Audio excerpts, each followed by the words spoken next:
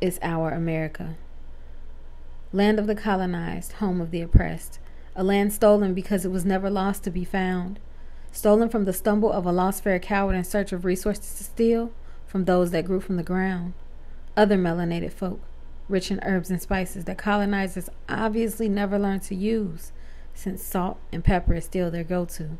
This is our America. Ships full of weapons, complexes and savagery. Uneducated or challenged directionally, there is no excuse. A land where its name and the word color coincide. Blood-filled eyes, diluted tears blended with curdled screams. You can't have one without mentioning the other. America and color smeared across our history. Strange fruit sets the scenery. A land where 3 Ks sound the same as 1 C. Ask Siri. America.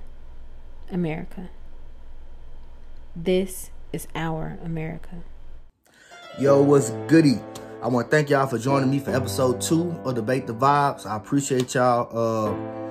Watch the whole video. This is going to be a goodie, I promise. I'm joined by my boy Davon. We're going to get to something that could be a little bit controversial.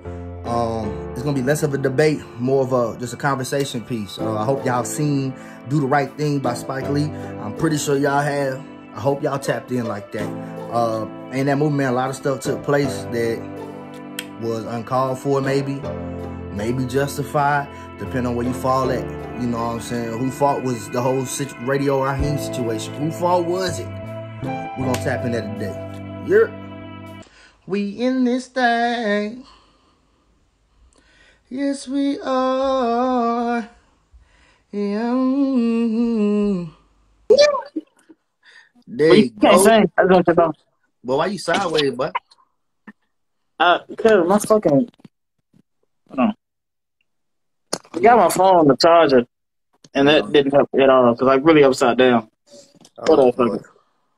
Get your stuff together. Get your stuff together. Man, look, I just got off the road like 2 seconds ago. Shit. Well, it wasn't 2 seconds. Let's not lie. Yeah. Hey, shout out my brother. They don't. You know what I'm saying? Why you got a mask on in your own house? Cause my face look rough as fuck. Bro, so I didn't get a chance to shave today. Nigga, I have no haircut. I'm not shaved. But you have a hat on too, right? So it's like me asking you why do you have a hat on in your house? That's because I'm going bald. That's a whole different reason, bro. Bro, hey, you know what's crazy? I kind of think I am too on the cool. Like, I don't think I'm going bald, but my hair is thinning in a lot of places. I think a lot of dreads are going to pop. Yeah, so I'm going to have to cut I think I'm going to have to cut my hair very, very thin. It's receding, and then it's thin back here. So, you know, I had to always do the trick. I ain't got the receding part that bad. I just got like my, you know what I'm saying, my edge is gone. But that's because somebody fucked my hairline up going way back when. It didn't say my edge is gone. Hey, straight up, bro. Straight up. Hell no. Anyways, welcome to episode 2 of Debate the Vibes. We are joined by my boy Davon. Take that mask down, dog. Nah, man, I gotta support the fam, man. Ronald Treat, man. Let me see. They know ENT, you know what I'm saying? Okay. They know ENT. And you know, of course, they know ENT. You know what I'm saying? Like, I gotta know ENT, you know what I'm saying? But hey, whatever, fuck it. Hey, ain't nothing wrong with a shameless plug. You know what I'm saying? You gotta pay me for that next time, though, but it's okay. Ooh, no. Trust me, everything's locked in good. Yeah, I'm gonna have my people talk to your people, you know what I'm saying? We good. I hear you, nigga. Hell nah. But yeah, man. Today we are getting into an episode based off of Do the Right Thing by Spike Lee. You know the movie? Mookie! That's what you want. That's what you want to open up with. Bro, that's the funniest part of the movie. That's the funniest part of the movie. That's what he wants to open up with. You want to tell the people what that movie did for you? Maybe when you see it the first time. What's your opinion of the movie as a whole? I think it's a classic. I think it's an undeniable classic. I think it's actually one of Spike Lee's best films. I think it pushes. You know, Spike Lee always wants to have this narrative. He always wants to show his wokeness, for lack of a better phrase. And I think that film did it wonderfully. You know what I'm saying? You got to experience kind of what Brooklyn was like circa that era. but also dealing with race relations, you know what I'm saying, and the full police brutality and the full, like, actually, low-key, the same things we're dealing with right now, you know what I'm saying, just in the 90s era. Exactly. That's the same way I felt. I had rewatched the Radio Raheem scene today. Bro, that's tearjerker. Like, that's tearjerker material. I can't watch that.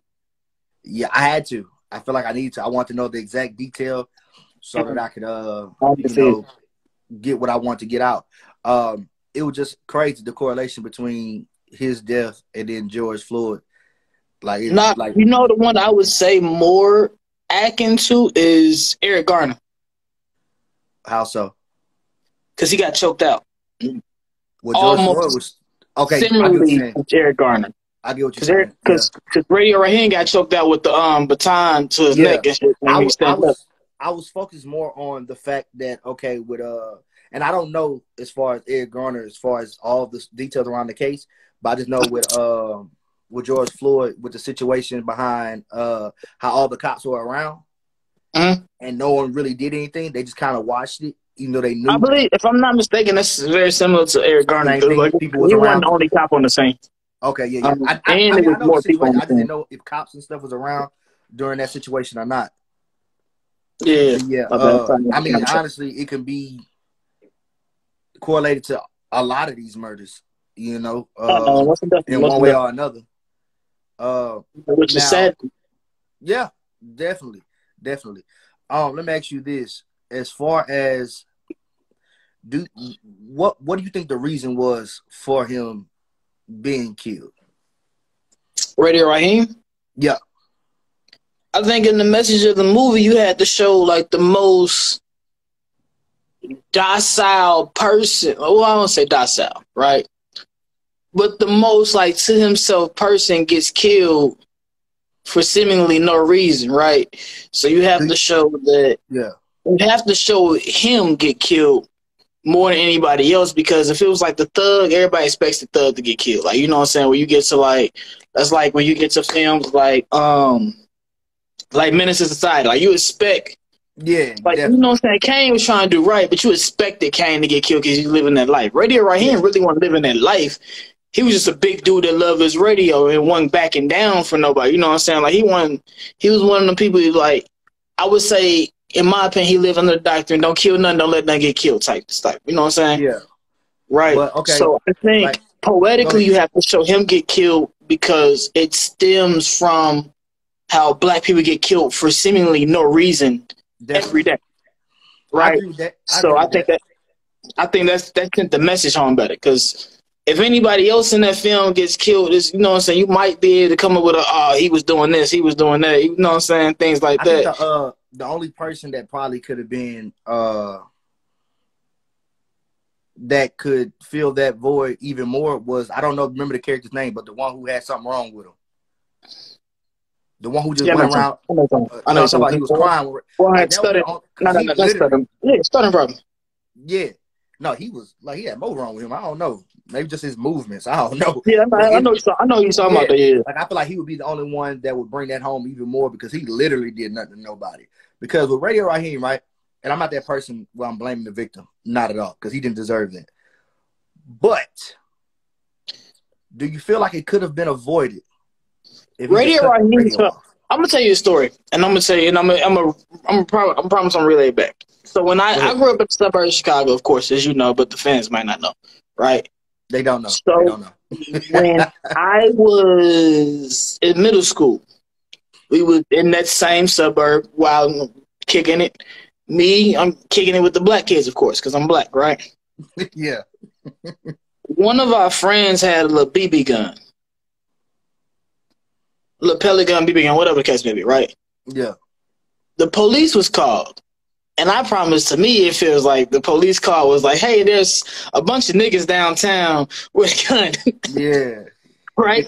And the reason I say that is because when the police pulled up on us, they pulled about 4 deep, hopped out with their guns pointed. I'm 7th grade. Most of my friends are 8th grade. It's about 4 of us. One is a troublemaker, and the rest of us we kick it with him and shit like that. So the police know him personally, but they kind of know of us and things like that. One of my friends is like 6'2", 250 in the 8th grade. Golly. So we all hands up, you know, hands up, don't shoot, right? Police still drawing down on his ass. Just on like him? 3 cops on him. Off GP just because he's big as hell, right?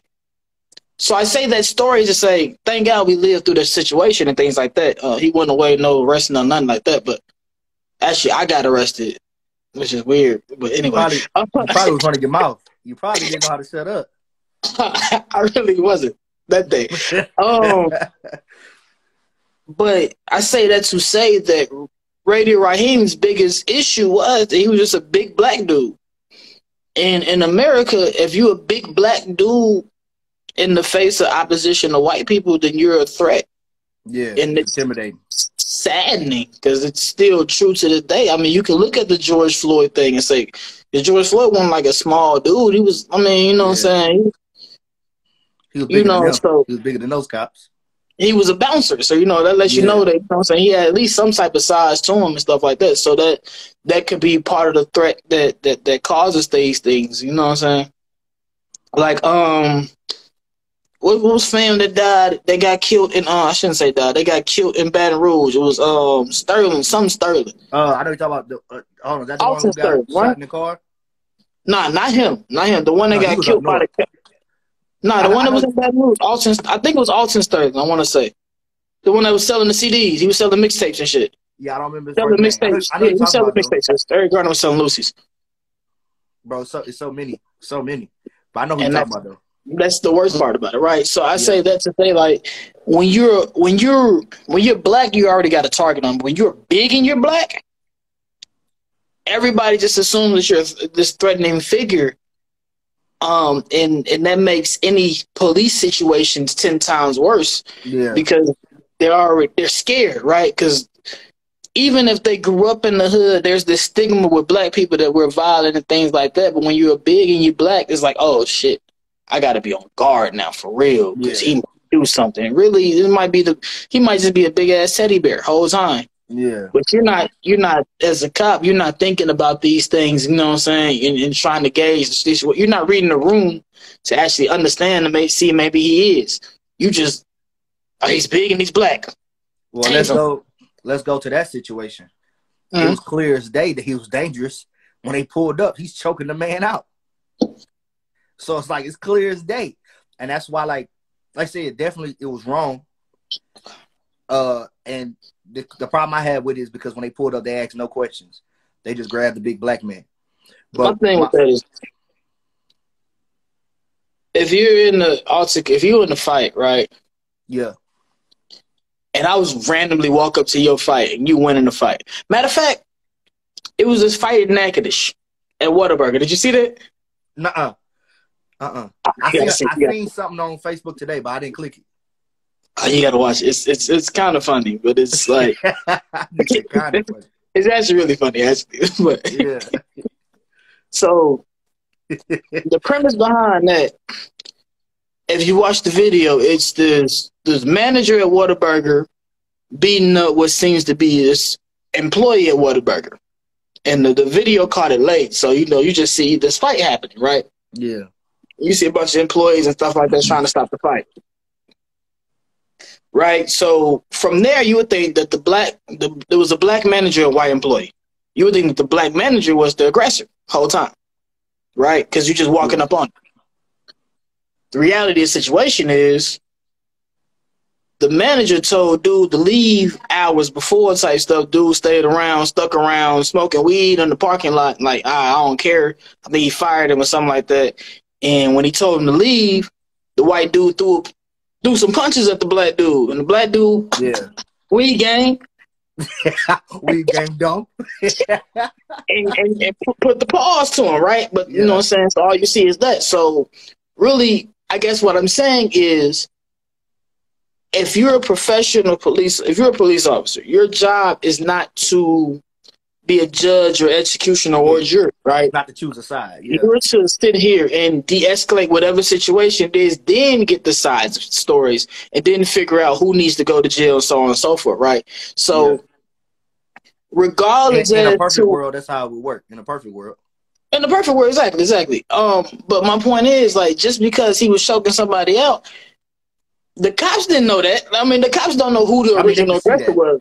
They can see that he's choking Yeah. somebody up, but they don't know who the aggressor is, and that's the whole situation, right? Yeah. So your job at that point is to break the situation up, then figure out the situation and figure out how justice needs to be served. So, well, tell me this. When they did break it up, Radio Raheem, he never calms down. He's still trying to go at this dude.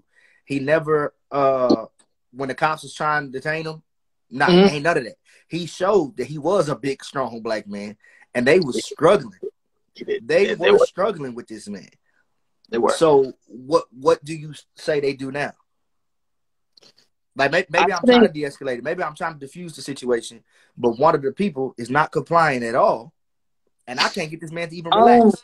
Even though we know what kind of time they was on. But just to play devil's advocate, we got to look from the other side too. In a perfect world, I think you figure out when he, you know what I'm saying, when he's at his breaking point, because he broke down before he died, right? Okay, yeah, definitely, yeah. He definitely broke down before he died, right? So you gotta understand the breaking point of this man, especially when it's like, because at that point it was like two or three cops on him at the same time. And shit, yeah, one was just like 3 of them. Yeah. In the reality that we live in, it's not always that easy or sweet. So I can't. As a man, your job is to protect yourself and then protect your family, and you know what I'm saying, things that fall under that, right? Yeah. So I can't fault cops for defending themselves. Like, you're a cop, so your job is to de-escalate situations. If somebody's not trying to de-escalate, you're not finna just sit there and get beat up and let this man run free. So you have to protect yourself, right? I can't fault the cop for protecting yourself. But as a justice of the peace, you can't. You have to have a strong enough mind, at least in my opinion, where you have to have thick enough skin where you're not fazed by the actions that they're doing, because you understand that they're going through something at this time. If they weren't going through nothing, you wouldn't have been called in the first place, right? Definitely. So you have to have thick enough skin to kind of ignore some of the behavior that is happening and really just subdue them, right? Yeah. If I'm not mistaken, as a cop, you're supposed to be trained to subdue and not kill. Like, you're not judge, jury, or executioner. So your job isn't to kill. Your job isn't even to say who's guilty or not. That's not your job. Your job is to figure out, was there a crime committed? Who committed this crime? Was it a situation where somebody needs to go to jail?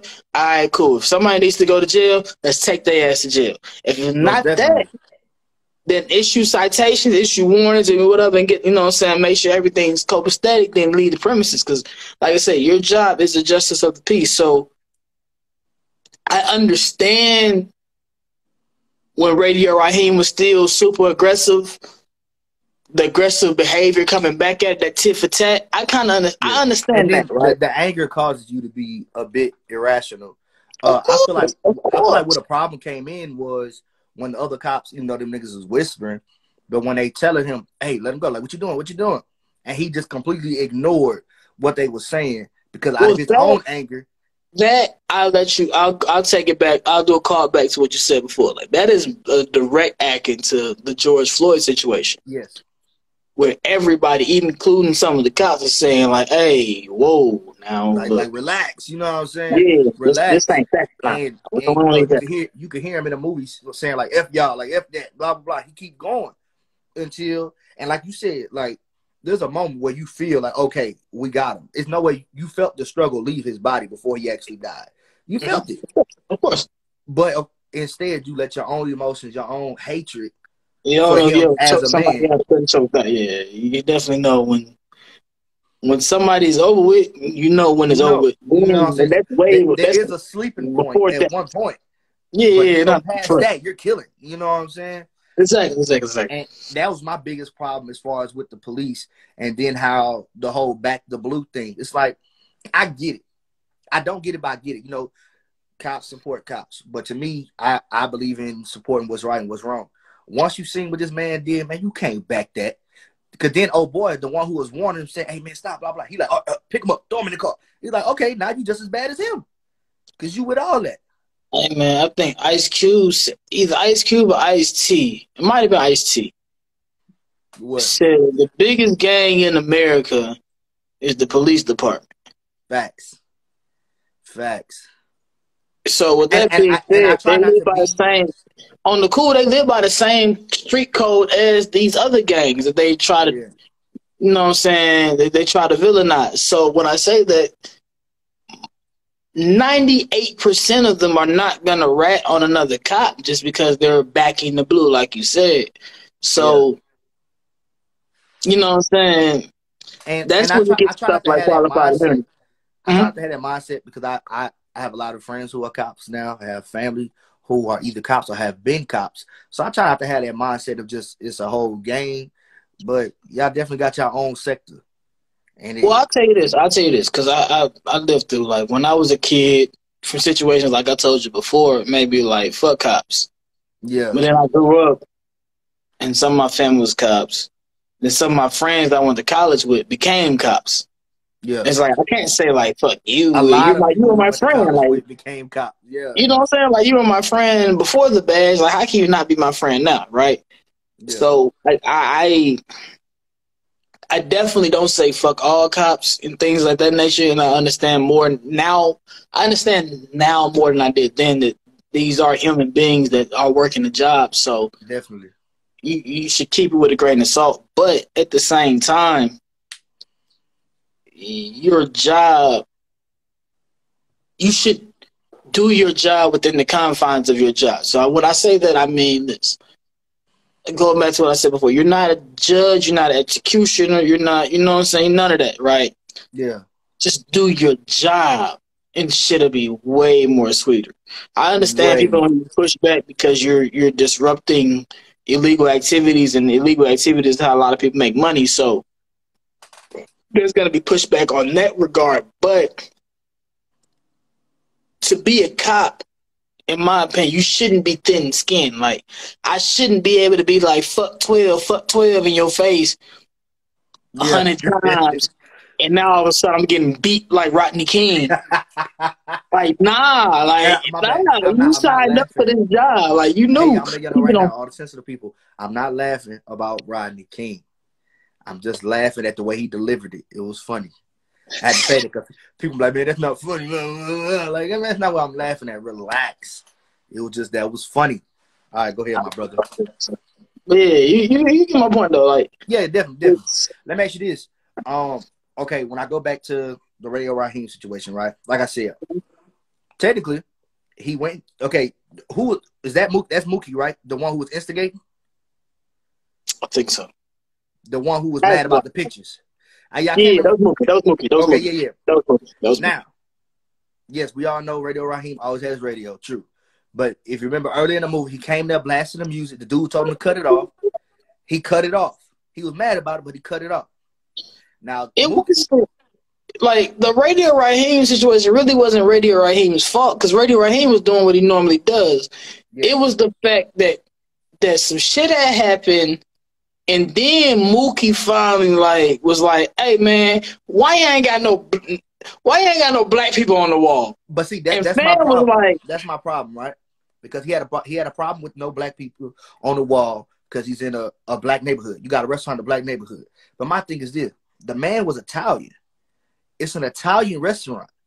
What's wrong with him having pictures of Italian people on the walls? I don't think he necessarily just had Italians, if I'm not mistaken. No, he just had white people in general. Well, Italians look white. No offense. But I think they are white. But I think it was pictures of famous Italian people on the wall. My bad for shaking. I think I haven't watched the movie in a minute. It's his restaurant. It'd be different if he had pictures of slaves in there. Then I'm offended. If he had pictures of slaves, I'm with you on the what we're being mad at is minuscule as fuck. Bro, exactly. We got to pick our battles because that one battle made the whole situation escalate. Because this thing, he had his radio like he always do, yes. But you got your radio blasting, This man here yelling at me about some pictures. Now I'm becoming irate. You're not No, turning your music and there down was to my some shit restaurant. before that, right? If I'm not mistaken, right? It wasn't just like the argument and then the Radio Raheem shit. It was like the day had been fucked That up. whole day was terrible. On top of like it being like extreme heat and shit like that, but the whole day had been fucked up. You already know the heat make black people. You already know that make everybody. Everybody black people for sure. Everybody for sure. Like black people start fighting in the summer, but and it, like that wasn't Mookie's first time coming over there.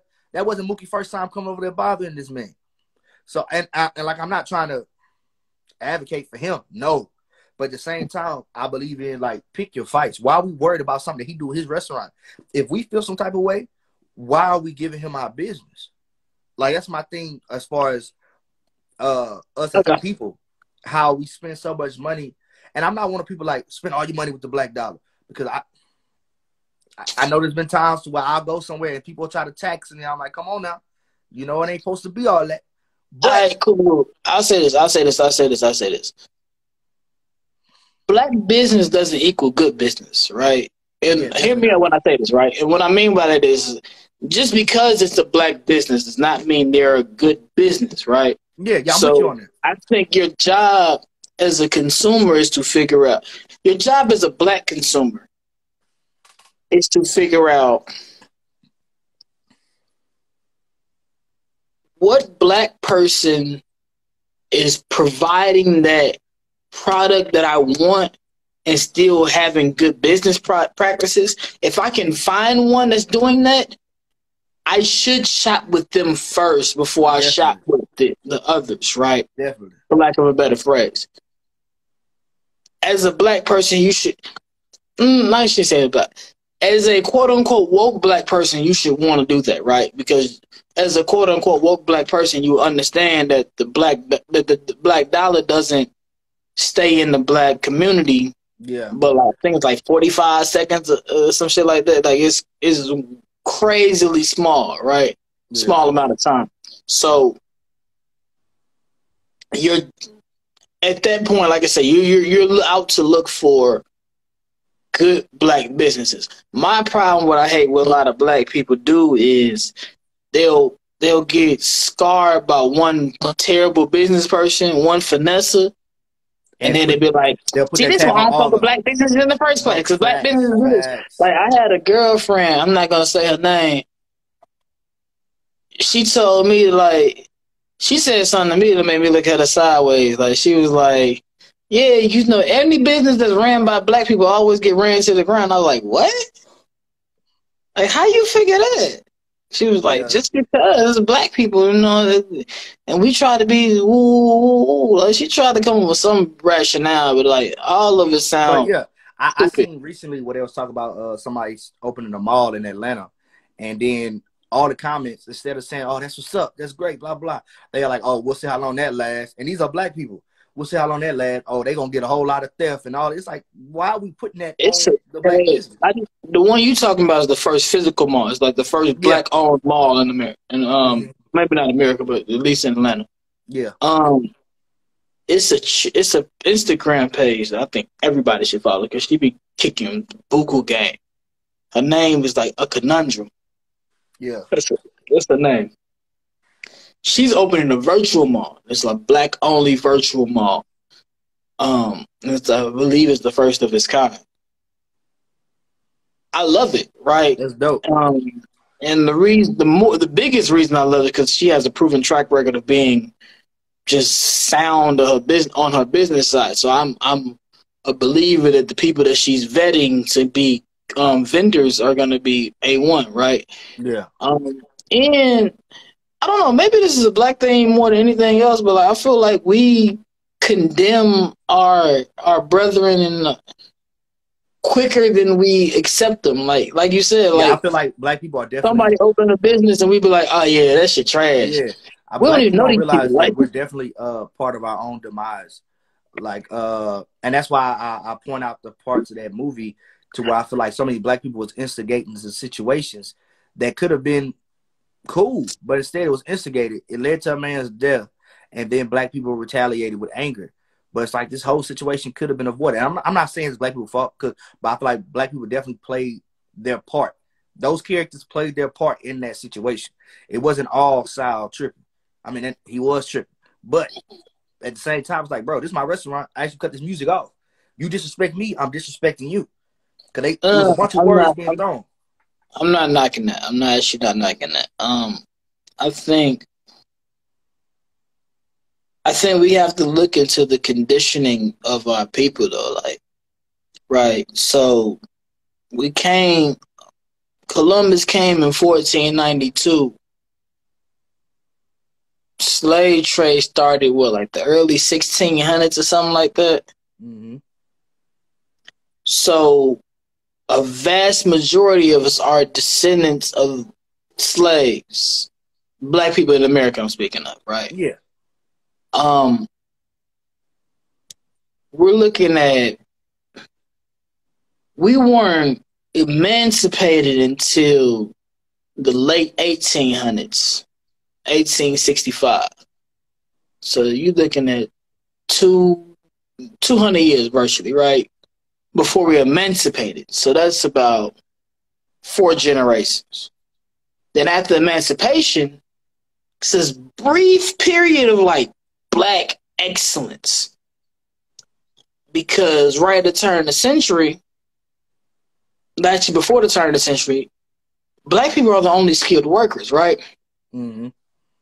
So then they take the slave patrol, turn them into police officers, which is actually a historical fact, right? Yeah. You get other things and other laws and things like that come about. The Jim Crow laws and things like that, when we start into our Jim Crow era and our segregation era, right? We'll blend those two. That's another 100 years, right? Mm-hmm. And there's sharecroppers in that. I seen the story, to kind of piggyback what I'm saying, I seen the story around Juneteenth that said that, like, you know, because everybody expects it, like, slavery ended June 19th, 1865, when the last Union soldiers got to Texas and was like, hey, like, nah, y'all free. I seen the story. I forgot I want to say it's Alabama, but I might be off on the state. Regardless of what state it was, right? It was people that were actually slaves as late as the 1960s. Ooh. The 1960s, it was actually black slaves still around. And what happened was that the whole community of white people shielded the slavers, right? So they, like, you know what I'm saying, if the black people tried to escape, they bring them back. They didn't let the black people read no newspapers, nothing like that. So they had no media outlets and things of that nature. So they were isolated, right? Yeah. So you figure we've been dealing with, on one side, a rebellious spirit, and on another side, just being pounded with chattel slavery and being pounded with submission, right? Definitely, yeah. So for the sake of this argument, we can separate. We've been beaten into submission and beaten into, like, enough anger where it's like, fuck it, I don't care no more. I'm going at people for the better part of 400 years, 400 plus. 1862, so you know what I'm saying? You know what I'm saying? Like, so we're dealing with generations upon generations upon generations of being taught how to behave, right? Yeah. And that behavior doesn't change because until the 1960s, we don't really have quote unquote equal rights. So we're still being taught, like, oh, the white people, yes sir, no sir, you know what I'm saying? Yeah, still being taught that we're less than. Right. Or at least you're taught to be so passive aggressive and so passive where as a man you really can't be a man because you can't stand up for yourself because you're taught that, nah, these white people, they'll kill you and they'll get away with it, type, you know what I'm saying, that type of mentality, right? Until the 1960s, right? So we're looking at what at this point is not even 60 years, because it's like now it's 1865, the same. You still have the same 1964. fear. You still have the same fear. Not so much of, oh, I can't speak up, they'll kill Well, you. But it's more well, my so, point dang, is if I this. do something, they're gonna call the cops. And My point like is you this. My said, point is black this. people My look, point is this. Right. we're deemed as intimidating. My point is this. Right. We're looking at 1964. I think the first civil rights law was passed. It hasn't even been 60 years since that first civil rights law was passed. Right. Yeah. Like a real bill was passed for civil rights, for black people to be treated with equal rights. Right. Yeah. I don't know about you. Hell, my father was born in 1970. Let alone my grandparents are born in like the 40s and shit, right? Yeah. So my point is, like, we are, for me personally, like I say, both my parents were born in 1970. So my parents were the first ones born into the free world, but they were taught by people that weren't born in the quote unquote free world, right? And you can argue if the world's still free. I'm gonna leave that to you, right? I'm not even gonna argue that point at this point, right? Yeah. So we have so much trauma as black people in America passed down generation upon generation upon generation upon generation, where our children aren't really taught to be free. They're taught to, hey, keep your head down, stay out of trouble, because they taught more so to shit hit survive. the fan, you black. You know what I'm saying? Before anything else. So you figure, like I say, for me personally, it's my parents. So I'm second generation free black person in America. And I'm born in 93. You feel what I'm saying? Like, I get it. I got you. We don't know what to do with this freedom. And at the same token, if we've been taught just recently how to start at least thinking free. Like, we ain't probably even really been taught how to think free until like my generation, like your children, like your child, right? You know what I'm saying? That generation is probably the first ones that have a free mentality, right? Yeah. Full-fledged. That means that the other side has still been being, like, those characteristics that came about, like, it's still being pressed on. Yeah. So somebody born in my timeline on the other side is still like second generation.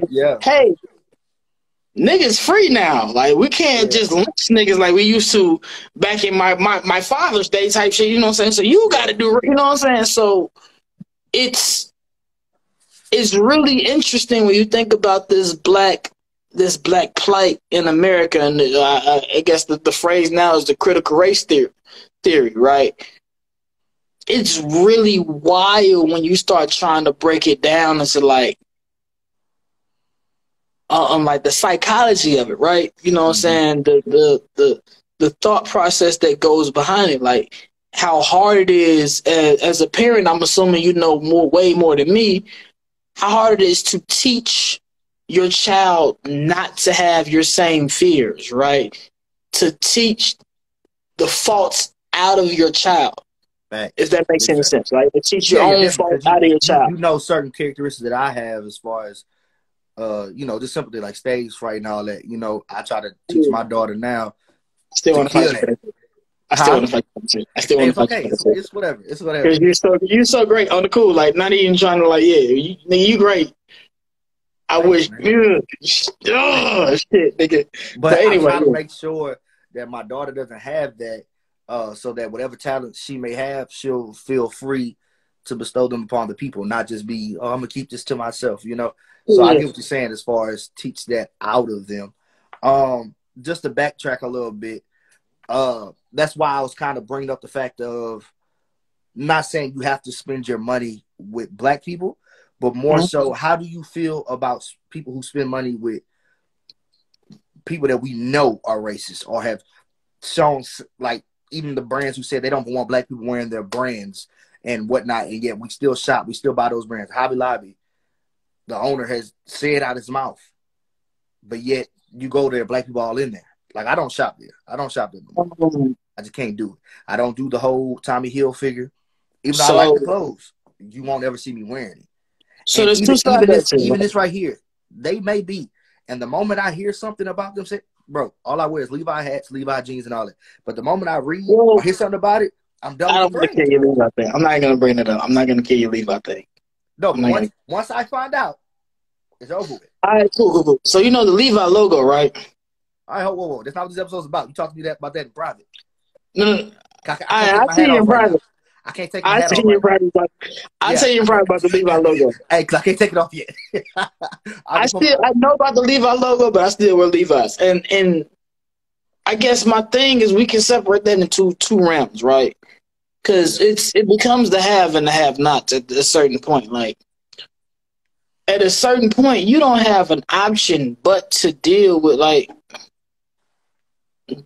slave owners and things of that nature, right? We live in America. It was founded and made the cash cow was slavery, right? Definitely, yeah.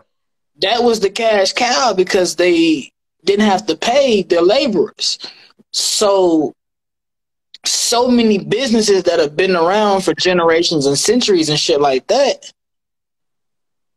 were founded with either illegal money or slavery money. Yeah.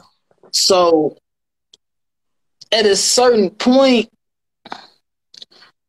in my super wokeness, like my super Dr. Umar bag, yeah, Dr. we Umar all Johnson. Need to be on black businesses. You feel me? But if I can't afford the options, yeah, I'm left with what I'm left with, right? So yeah, definitely. I can't fault you for that. I can't fault you for that. I follow this page. It's Dirty Dave. Oh, I forgot the whole fuck. I think it's Dirty Dave something. But dude he's a military man and he's a quote unquote woke dude. But he has a lot of conspiracy theories. But he puts both sides up a lot of times, right? Yeah. And he has phrases like "do what your pockets allow." So what I say to that is literally do what your pockets allow. If you have the money to be like, I'm not shopping with anybody that I've known is got their fortune off slavery or the head of the states don't like black people to this day and things of that nature. If you have the money to be able to do that, great, beautiful. Definitely do that. Don't give them your money, right? I use Tommy for example because about 5 years ago, Tommy Hilfiger was in Walmart. Yeah. So a lot of people got Tommy Hilfiger off just like, hey, look, that's all we can afford. We in Walmart buying jeans and Tommy right here. Let's get it, yeah. It look halfway decent, goddamn shit. Look, you gonna wear this shit. Yeah. So, you know what I'm saying? If that's what you're dealing with, then who am I to tell you not to spend your $20 to get 3 pairs of jeans here or spend $40 to get 1 pair of jeans from XYZ brand? Like, yeah. Do what fits your pockets, right? Definitely. Like, I can't, and I get that because I see a lot of times where people will post, black businesses, but it's like some of these prices, and it's not to knock the black business. I'm not saying come down on your price because whatever you got set for a reason. But I don't fault you if you can't afford to go that route. No. I mean, I'm not balling, but like I said, Tommy Hilfiger, there's options now, like to where I don't have to shop with you. Like now, of course, obviously not in Walmart anymore, but I don't have to shop with you. I have this other option. But sometimes there is no other option. Like let's say Walmart, something happens with Walmart, and people are like, I'm not shopping Walmart no more. That brand thing on that Tommy. It might have been Champion. I know for sure Champion was in Walmart. Tommy might have been. I don't know for sure Tommy was, but I get what you're saying with it. Let's say something happened in Walmart right now. Somebody came out, something crazy, whatever it is. But if Walmart is the only store in your town that literally, like Natchitoches, What does Natchez have besides the Walmart? That's the mall. They got like smaller strip malls, but I feel what you're saying. Walmart it ain't is the shit, mall. really. Exactly. No, it's You know what I'm Walmart. It's saying? definitely Walmart. You're right. It's definitely Walmart. So it's like I ain't got no other option unless I'm gonna leave the city. And that's now you spending money on gas, all kinds of stuff, just because you want to refuse to buy a little $4 t-shirt over here at Walmart. Not gonna do it. Yep. This is from Yep. Walmart. Yep. I can't let Walmart go, buddy. Walmart's my best friend. But yeah, I want to know. Yeah, we're pretty close. But yeah, man, I want to know how you felt about that because like me knowing you've been knowing each other for a while, which is crazy because I've been knowing you for a long time now, and I never heard that story about y'all getting held up with the guns, with the blickies. Never heard that. I mean, there's no reason to bring it up. You know what I'm saying? We talk about any. There's no reason to bring up half the stuff that we brought up before, but it still came up. It still came up. I'll say this. Most of the stories we brought up was like involving us. Well, that's like that one story I was drunk and you compared me to that one dude. And we ain't gonna get to that, man. That's for another video, dog. That's for another video. That's for private. Like, hey, they gotta be on the paywall. Like that story's on the paywall. we definitely gonna get you back in here. Before we get off of here, let me ask you this: what was your biggest takeaway from the movie as a whole? What was your biggest takeaway when it comes to the racism? Because even in the restaurant, Sal maybe didn't just come out and say stuff all the time, but his son definitely did. It was monkey this, monkey that. Italians be calling us moolies or some crap like that. Yeah, moolies is like, I think the literal translation is monkey, but moolies is racist as shit. Like, if an Italian ever call you a moolie, like, you might want to punch him in their shit. Like, exactly. Don't just know it's racist. They're not being nice. It's not a compliment. It's racist. So it was thrown out throughout the whole movie. It's just racism thrown in your face. Pretty much like, hey, I'm going to call you what I want because I know you're still going to buy this food from me. Like, they pretty much insulted their intelligence. Like, you're that stupid that I can insult you to your face and you're still going to buy this. It's not that, though. Like, think about where else was they going to buy food at? Bro, that was just a pizza spot. You can go without pizza, bro. You can go without pizza, bro. Go cook at the house. Go make some groceries. That's not my point. Most hoods are a food desert, right? I know they got a grocery store, brother. Yeah, but nowhere near as many compared to the fast food restaurants, right? Like, the marketing side of it is a vast majority of fast food. Like, think about, you from Lake Charles, right? Hey, man, I'm telling people where I'm from, nigga. What's wrong with you, cuz? Don't be doing that, man. You gonna tell them my full name next? Well, lad, you working for them people. How did you know? That was my next thing. Like, oh my God. This man working for them people, cuz. But like, yeah. Think about your hood, right? Your hood. Think about how many convenience stores that only sold junk food. We live in Louisiana, so there's gonna be like some actual, like, they might fry some fish or some, you know what I'm saying, jambalaya. You got the fish, you got the chicken, boudin balls, fried boudin links. Everything is fried. Hey man, I miss Southern Louisiana too, man. I need some boudin before I stop eating pork again. But that's beside the point. But I think about the number of that plus fast food restaurants and compare that with how many grocery stores were actually around, right? Well, my place, we had grocery stores everywhere, so kind of tough. Lake Charles ain't huge, but they ain't tiny either. Okay. I can live with that. No, it's definitely not tiny. But even I'm not trying to me, right? Even if they had one grocery store in your neighborhood, and let's say they only had one fast food place, let's just say it was just Sal's. If I go there, and every time I go there, I'm being disrespected, and I'm not saying he is, because if I'm coming there with some sense, it might not be no problem. We could be, because him and Spike Lee's character, they didn't have no problem. They talked a little trash, but they was cool. You know what I'm saying? It was more so, hey, you disrespect me, I'm disrespecting you. It just y'all went kind of far. He went kind of far. But if I feel that disrespect, that, bro, I'm just not gonna eat. I know I won't. Even if, I ain't gonna lie.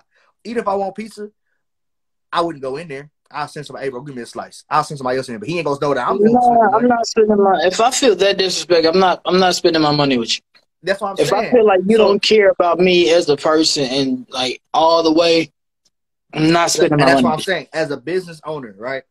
If these are your customers and this is how you're making your living, for you to still disrespect them all the time, you must be pretty confident that even though you're disrespecting them, it ain't gonna change nothing. They still gonna come. Well, that's the So, in my confidence they opinion, ain't you got no must other look at option. us as idiots. Say that again. It's that, and like, where else are you gonna go? My thing is just don't eat pizza.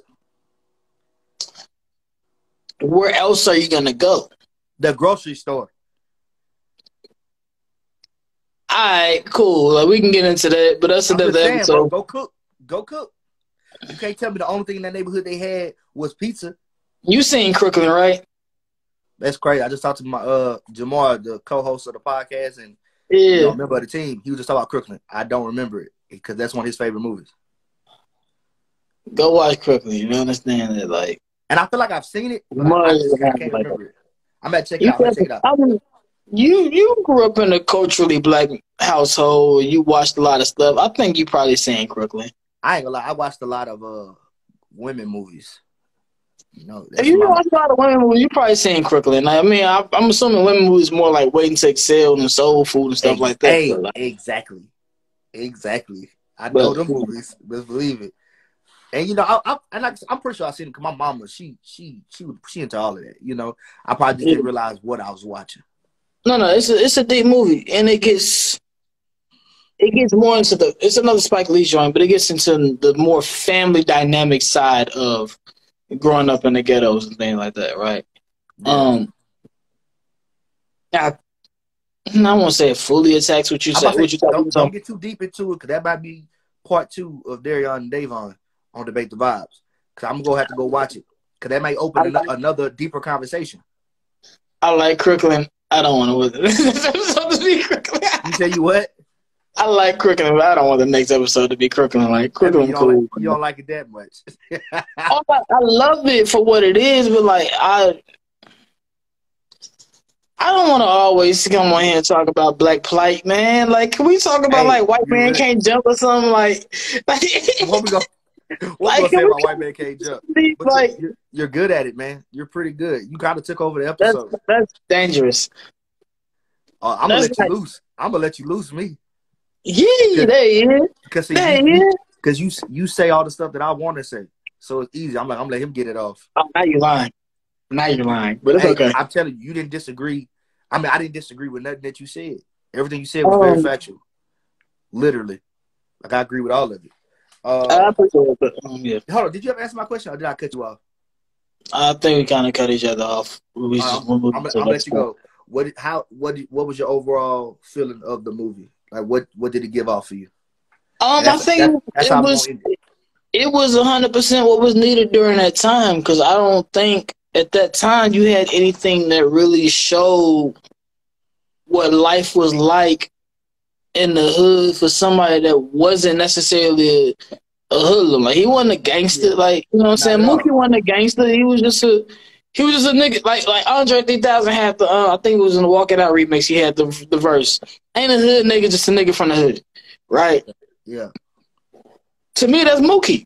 You know what I'm saying? Like, Mookie I ain't rich. I live in the hood, and I'm going through one of those super woke brothers who was so woke he didn't realize how to pick a battle. Like, we just fighting over everything. We want to argue over everything. Like, that's not what we gonna do, man.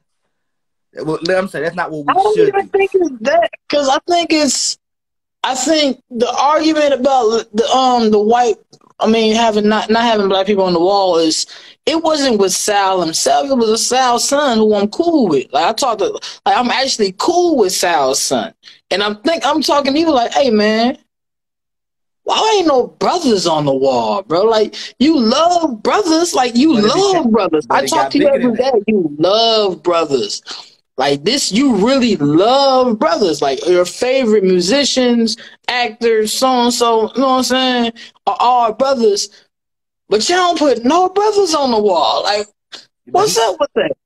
And that way of directing it is cool, but he let it get bigger than that. I don't know if their response is what triggered it. Maybe so. Maybe that's what it is. Their response to it triggered his anger. I don't know. But I think that was more Sal than anything else. But I feel Sal and the other son, the oldest son. Yeah, the oldest son, but he didn't like us at all, brother. The oldest son was racist though. Like, you know what I'm saying? The oldest son was racist like Sal. Hell. Now he was worse than Sal. He was worse than Sal. Bro, he hated us. But that goes back to the point that I was saying before, right? Us as black people in America, the simplest way you can break it down, you're the product of your parents, right? And in some cases, like I think they always use like the alcoholic story, like, you know what I'm saying? There's an alcoholic father with two sons. One son never touched alcohol. One son became alcoholic, and both of their reasons is because I seen my father, right? Yeah. We're the product of our parents. So there's one or two ways you can go. You can either be rebellious or you can fall in line with what your parents are teaching. So that goes back to the whole, like I was saying before, G, like, for me, I'm second generation free black man. Like, let that sink in. It's 2021. Yeah. I'm second generation free black man. Just second. Third generation, the generation before my father went through segregation and crazy, like imagine now, like, just imagine in today's time, we was like, oh no, we don't want no white people in this restaurant. Yeah. Imagine the outrage behind it, right? So, like, imagine what that does to your psyche and what that does to your when you come to bringing up a child and things of that nature, right? And what that does to their psyche.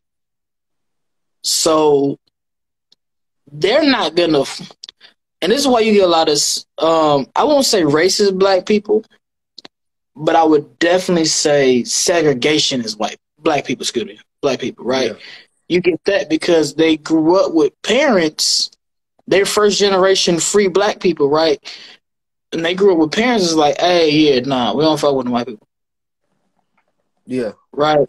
And things of that nature, right? So I say that to say that, yeah, there was one cool brother in the restaurant. It was one cool son in the restaurant, but the older brother was racist as hell, just like his daddy. And that's what I think Mookie was really talking to his cool friend, but in the wake of that, his cool friend really can't answer that truthfully because you in the middle where your father and your older brother can hear you, and you got to go back home. Facts. You got to answer to that. Yeah. Yeah. So, like, you really can't be like, that's like me being like, hey, man, yeah, we all fuck the other side and fuck the other side. And you're like, yeah, I kind of like the other side and shit. You know what I'm saying? I can't say that around my people and shit. Like, they gonna be like, oh, you like the other side, huh, nigga? Well, go on with that. You know what I'm saying? So the other side. It's a wild world we live in is when you start trying to break it down to the simple things that it really is, and it's scary, but it becomes a reality, and you can see how those little small things can become huge because, like I said, you have to go back home. You have to show your pride. You have to show that you're something. They about to kick us off in a minute and 45 seconds. You know what I'm saying? Hey, it's a holiday. Hey. Hold on. Don't exit out yet. Tell them. First of all, I want to thank you for joining me. No problem. Conversation. Anytime we got freedom.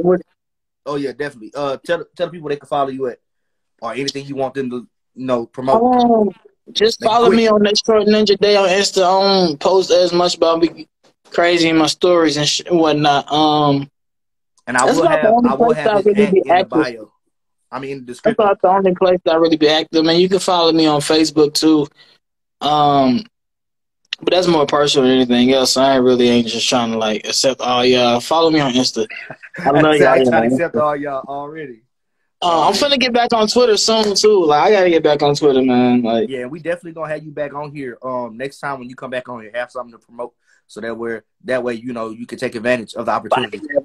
Hey man, when you follow me on Instagram, hit that link in my bio. You know what I'm saying? I'm an engineer. So I mix a lot of people's music. One of my artists is we got one of his latest projects in my bio. Hit that link, you're gonna be able to find that. Show love. Yeah, So yeah. And yeah, we want And of to course, you know what I'm thank saying? y'all. Funk with There my you boy go. Dayna, you know what I'm saying? Dayna Entertain, you know what I'm saying?